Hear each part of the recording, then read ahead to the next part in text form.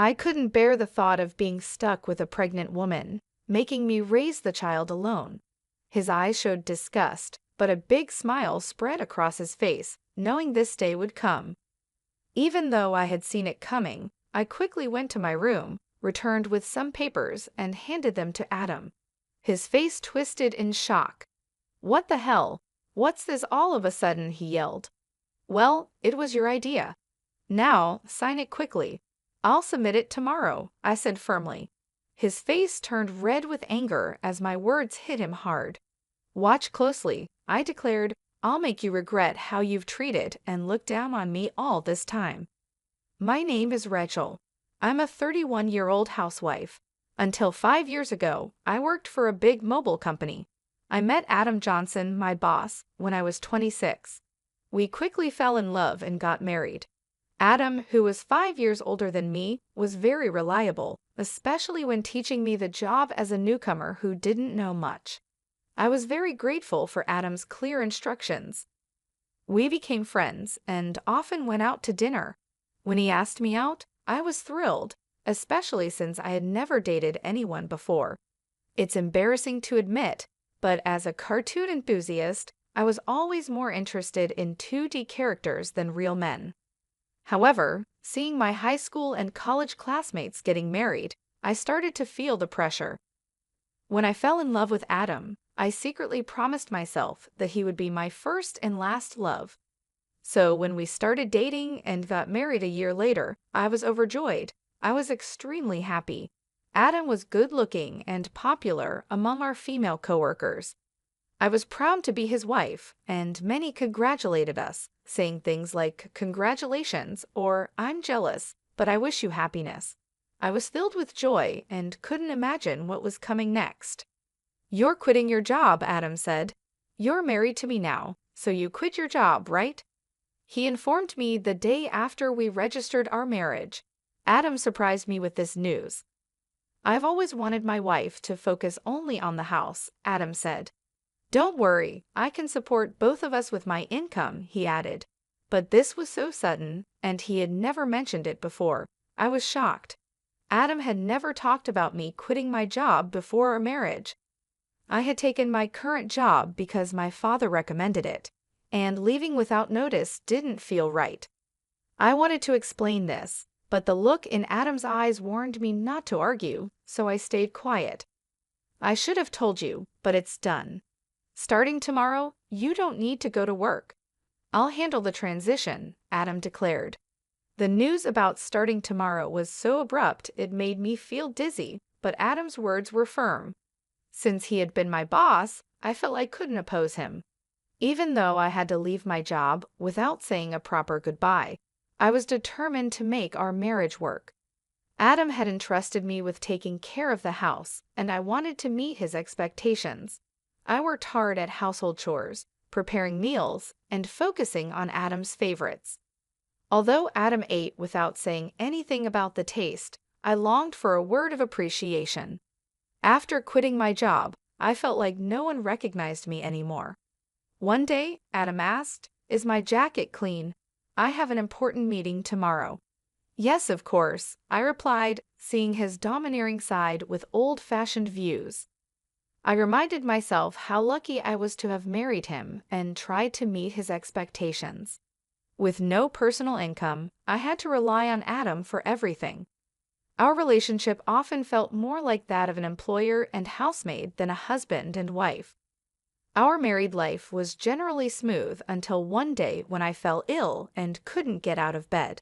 I felt very tired and weak, thinking I would catch up on housework the next day. Adam entered the bedroom and angrily asked, "What are you doing? Get up and make some food," as he kicked the blanket off me. "I'm sorry, I'm feeling unwell. Can you manage something for yourself today?" I explained, hoping for understanding. Instead of nodding or comforting me, Adam frowned and said, "You don't work, yet you're lying down just because you feel a bit sick. Pathetic? Get up," and kicked me again. The day Adam came home after midnight was the day I chose to share some news. However, when he entered, the smell of alcohol made me feel nauseous. His face was flushed and he staggered as he walked. It was surprising how much he had drunk, especially without notifying me, even though I had prepared dinner. I stood in disbelief. I got up from the bed, never thinking he would demand housework from his sick wife. I had never imagined he could be like this before we got married. Maybe it was my fault for not seeing it, but it was just too much. I found myself doing chores while tears ran down my face. Several days passed, and my health didn't get any better. Then I realized I had missed my period. Panicking, I rushed to the drugstore to buy a pregnancy test. When I tried it, the result was positive. Tears of joy flowed naturally, and I decided to share the news with Adam when he got home from work. My spirits were lifted instantly. The day Adam came home after midnight was the day I chose to share the news. But when he walked in, the smell of alcohol made me feel sick. His face was flushed, and he staggered as he walked.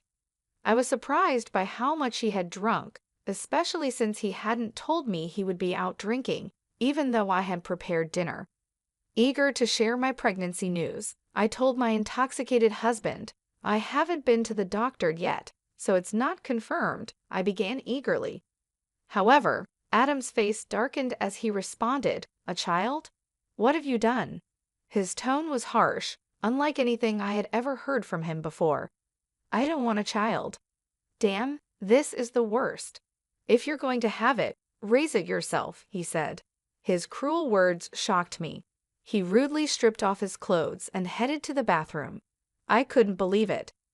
I couldn't understand why he would say such irresponsible things about our baby instead of being happy. The joy I had felt moments ago was immediately replaced with deep sorrow. Why would he say such things? He had never mentioned not wanting children before. We hadn't even been using contraception, so I naturally thought we both wanted children. As I hung Adam's jacket and was about to take his shirt to the washroom, I noticed something else. A piece of paper had slipped out from the pocket of his dress shirt. I could tell it was a receipt because of its texture. At first, I thought it was just a receipt from tonight's gathering and was about to throw it away, but then I saw the name of the place. "Is this a motel?" My hand trembled as I held the receipt. It was indeed a motel. The shock of this discovery weighed heavily on my heart. Why doesn't Adam love me? Isn't marriage supposed to be between two people who love each other? We've only been married for just over a year. How could this be? I have been lost in imaginary romances for years, never really experiencing a true relationship. I couldn't accept this harsh reality right away, but the idea of Adam cheating started to make sense, and everything began to fall into place.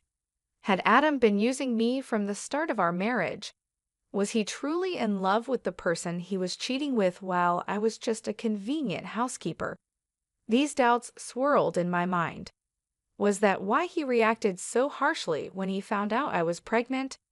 As I struggled with these thoughts, nausea set in, and I became convinced something was wrong. Yes, there was no doubt now maybe the reason he made me quit my job was because his mistress worked there. Everything started to make sense, as if he had married me for stability, not love. The line between reality and my imagination became blurry, but I couldn't deny the cruel words he had said after learning about my pregnancy. That day, I decided to gather evidence of Adam's cheating. From then on, his cold behavior toward me was undeniable. It was as if he couldn't forgive me for getting pregnant.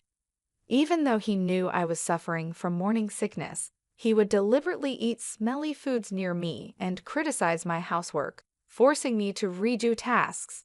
My pregnant body had to endure a lot, and my heart felt heavy. Despite this, I continued to investigate his affair. Adam never let go of his cell phone, even taking it with him to the bathroom, making it impossible for me to sneak a look. When I secretly checked Adam's room, it was always neat and tidy, with nothing incriminating in sight. He was meticulous at work, and his desk was always in perfect order. I realized it would be challenging to catch him off guard directly. I often checked Adam's pockets for evidence like receipts, but my investigation was difficult. I thought about hiring a detective, but didn't have the money. While I was deep in thought, I received an unexpected phone call from my father. "Hello, it's me, your dad. How are you?" he asked. Surprised by his call, given his busy schedule, I replied, "Dad, what's going on? Aren't you busy with work?" "My employees have been doing well, so I'm not that busy," he explained. My father, the CEO of a company in Italy, was always a workaholic. I didn't have many childhood memories of playing with him, but I respected his dedication to his job. His unexpected call left me curious about the reason. "So what's happening?" I asked. My father then revealed a shocking truth. "Is that really true?" I asked in disbelief. "Yes, he's not the type to lie." "I want you to believe me," my father reassured me. Initially in shock and unable to respond, I felt a mix of anger and frustration as the pieces of the puzzle came together. "Thank you, Dad. I'll do my best," I replied. I thanked him before hanging up the phone. My investigation was finally paying off, but the new information also made me feel angry and frustrated. The tension between Adam and me continued to grow, and even though I was pregnant, Adam remained distant. Every time he acted this way, I felt a deep hatred towards him. Months passed, and our relationship stayed strained. Eventually, something happened that changed everything. At 9 months pregnant, I was always careful around Adam, living in constant fear. I tried to avoid him, leading a quiet and stifled life. One day, I cooked dinner as usual. When Adam came home, we sat at the dining table. As I quietly ate, Adam suddenly slammed his fork down. "What is this? It's tasteless," he exclaimed, throwing the food I had prepared onto the floor. I was shocked by his outburst and tried to understand what had just happened. The anger at seeing the meal I had cooked discarded right in front of me started to build up inside. "I've noticed you've been complaining about the taste of the meals recently," I said. Adam criticized my cooking, saying it was bland. Since becoming pregnant, I had been using less seasoning to make healthier meals. This was only temporary until the baby was born. If he found the food plain, he could have added some salt himself. Why did he have to throw it on the floor? I was about to argue when Adam sneered and said hurtful words. "I don't want a woman with a belly like a monster." "You'll have to raise the kid by yourself," he said, looking at my swollen belly with a nasty smile. I had always feared this day might come, even though I hoped for a different outcome. Quickly, I went to my room, grabbed a document, and returned to Adam. "Fine, here are the divorce papers," I said, pushing the papers in front of him. Adam's face twisted in shock. "What the hell? What's this all of a sudden?" he stammered. "Well, it was your idea. Now sign it quickly." "I'll submit it tomorrow," I responded. The truth was, I had been thinking about divorce ever since I began suspecting Adam of cheating. However, with a child on the way, I wasn't sure if I could support myself. But now I had a different plan in mind. My determination seemed to provoke Adam. His face turned red with anger. "Just watch. I'll make you regret every moment you lived down on me and tried to control me. Do you think you can survive without me? You have a baby to care for, and you'll regret this," he threatened. But my resolve was firm. I wasn't going to back down. "I'll be fine. Don't worry about me," I assured Adam. Maybe irritated by my confidence, he snatched the divorce papers and started filling in the blanks. "Here you go. If this is what you wanted, it's yours," he said. "Thank you," I responded. Adam probably didn't believe I would actually submit the divorce papers, as he handed them over without any fuss. The next day, I submitted the divorce papers and left the house. I knew he would be surprised when he came home from work and found out. After that, I moved to my parents' home, mostly because my father had returned to the Australia from Italy and suggested that I stay with them. It was the right decision at the time. I was tired of my life with Adam and deeply thankful to my father. On the day I left our home, Adam called me 5 times, but I ignored all his calls. Eventually, he stopped calling, which made it clear that I didn't mean much to him. He was probably happy with his mistress and might even remarry soon. I decided to move on from Adam. 7 months passed, and I had my baby, who was born safely. I was now living happily with my parents and my baby. While I was enjoying this peaceful life with my family, Adam called again. I ignored his calls at first, but after several persistent attempts, I finally answered. "Hello, what do you want now?" I asked, wary of his tone. "Hey, what's going on? Why were you on that show? And since when were you the daughter of a CEO with millions of dollars? I never knew that." Adam's voice was full of surprise and anger. It turned out that Adam had seen a TV show that aired after I returned to my family home. I had been featured on the show because of my father's role as the CEO of a well-known global tech company. The show highlighted the lavish lifestyle of the CEO's family, and during the interview, they mentioned our family's wealth, estimating it at around $40 million. I never expected Adam to see that show, but the power of television is incredible. Oh, by the way, I didn't tell you that I have an asset of $50 million due to an early inheritance. That's why I was able to divorce you, I said. Yes, my father had informed me about the inheritance, which gave me the confidence to live comfortably even after divorcing you. Upon hearing this, Adam's reaction was immediate, and he was furious. What? That's not fair. Why didn't you tell me about this before? Half of it is mine, right? Give me the money now, he demanded. I calmly replied, just as I thought, after seeing the show, all you could think about was getting money from me. Gifts from parents aren't included in property division. Are you forgetting your own mistakes? Adam seemed confused and asked, "What are you talking about?" I continued, "I'm tired of your anger, Adam. You called me, so you should know you can't blame me for what you did. You cheated, didn't you? With your new wife, who's a junior from your company. You started dating her even before our marriage." Adam was clearly shocked by the information I had from my father.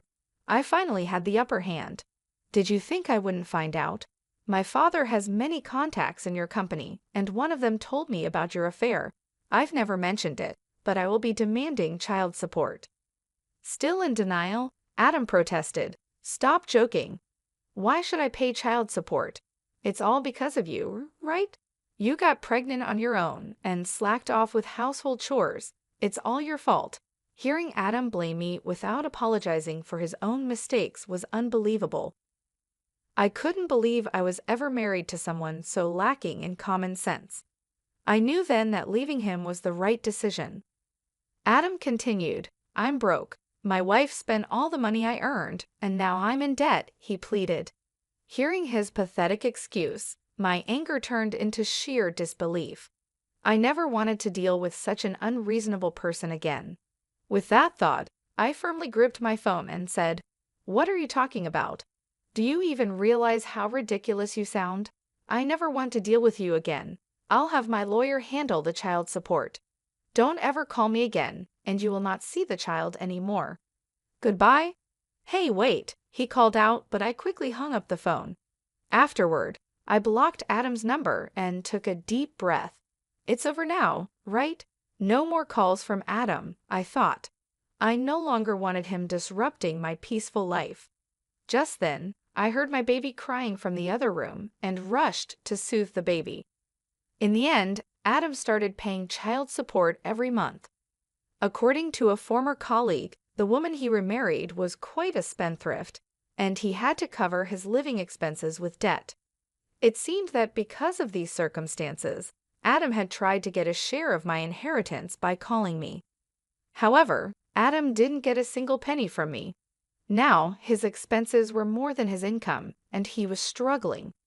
Whether it was because he felt his life was falling apart, or he couldn't stand being looked down upon by his colleagues, things only got worse for him. He made the mistake of starting his job search only after leaving his current company, which forced him into a life of poverty. Hearing this from a colleague didn't affect me at all. I thought he deserved every bit of the hardship. The harsh words and cold behavior he showed me will never fade from my memory. I sincerely hope he gets what he deserves. Meanwhile, I'm enjoying being a parent with the help of my parents. My baby is growing up healthy and happy. I feel supported and loved in my family's home, and I no longer have to worry about money. My father, who is a successful CEO, mentioned that he wants to pass the company on to me. This news was both surprising and motivating. I realized that I needed to prepare myself for the responsibilities that come with running a company. My father has always been a hardworking man, and I want to make him proud, so I started learning more about the business, taking on small tasks to understand how things work. I knew it wouldn't be easy, but I was determined to succeed. Living with my parents has given me a chance to rebuild my life. I feel more confident and ready to face the future. My father's belief in me has inspired me to aim high. He believes in my abilities, and that belief has become a source of strength for me. Every day, I work on balancing my role as a mother with my preparations to take over the company. It's challenging, but I find joy in every moment. My baby's laughter and my parents' support keep me going. I am grateful for this second chance at life, away from the toxic relationship with Adam. I often reflect on my past with Adam. His betrayal and cruelty hurt deeply, but they also taught me valuable lessons about strength and self-worth. I have grown from that experience and come out stronger. Now I am focused on building a bright future for myself and my child. The pain of the past is slowly fading, replaced by the hope and excitement of what lies ahead. I am determined to create a happy and stable life for my child, and with my family by my side, I know I can achieve anything I set my mind to. Looking back, I see that leaving Adam was the best decision I ever made. It allowed me to find myself again and to discover my true potential. I am no longer the scared, uncertain person I once was. I am a strong, capable woman, ready to take on the world. I hope Adam understands the consequences of his actions. As for me, I will keep moving forward, taking advantage of every opportunity that comes my way and making the most of each day. I am ready for whatever the future brings, confident that I can handle any challenge.